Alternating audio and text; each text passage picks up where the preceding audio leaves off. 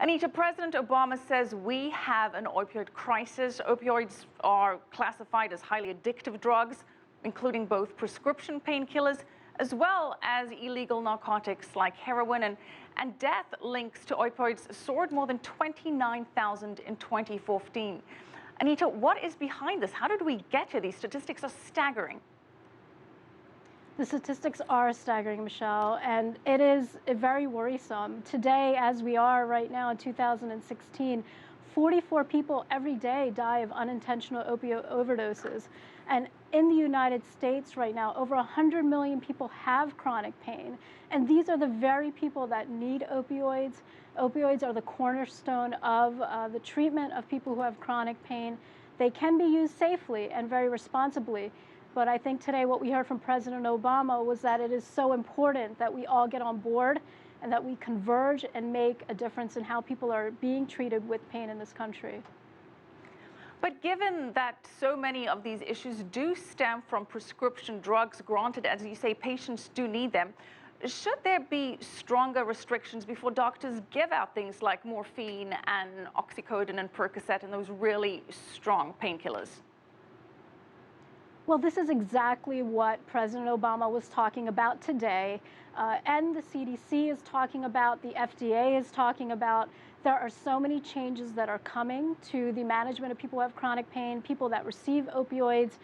In fact, today, President Obama mentioned that 60 medical schools around the country will be committed to the treatment and education of medical residents in the area of pain. So there are new regulations that are going to happen. There are guidelines that are being put in place, and I think there's yet a lot more to occur to see what will happen with these regulations. The question is, could one use another kind of chronic pains? Why use opioids as opposed to something like ibuprofen, for example? That's a wonderful question. I mean, you know, when I take care of people that pain, what I do is use combination therapy. And what combination therapy is really using everything. Using opioids, using ibuprofen, using acetaminophen, using nerve blocks, interventional procedures.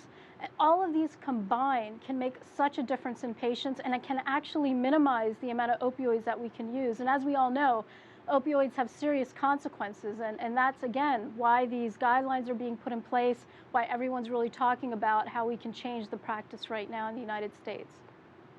Well, the president focused on medication-assisted treatment, expanding the use of drugs such as buprenorphine. How would that work? What is that drug exactly?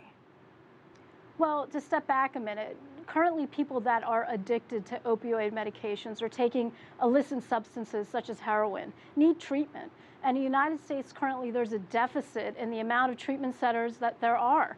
So that policy that he's recommending, or the funding that he's looking for, is to advance, to increase the amount of centers that are providing this kind of treatment. Now, the medication you mentioned, buprenorphine, is one of many options that can be used to treat people who are addicted to opioid substances.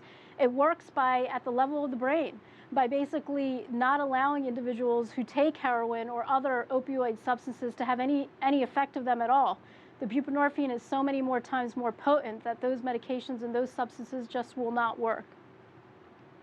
Well, what's fascinating and quite frightening is actually that overdose deaths from opioids are the leading cause of unintentional deaths for Americans.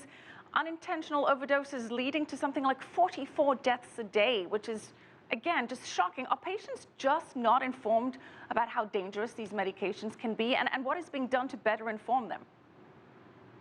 There's so many things going on. Major organizations, nonprofits, are doing quite a bit right now.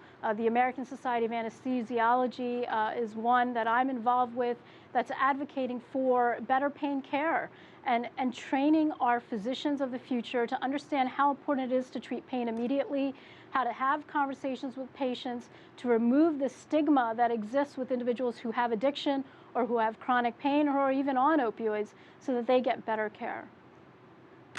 We're going to have to leave it there. Thank you so much, Dr. Anita Gupta, Medical Director of the Division of Pain Medicine at Hahnemann University Hospital and Drexel University College of Medicine.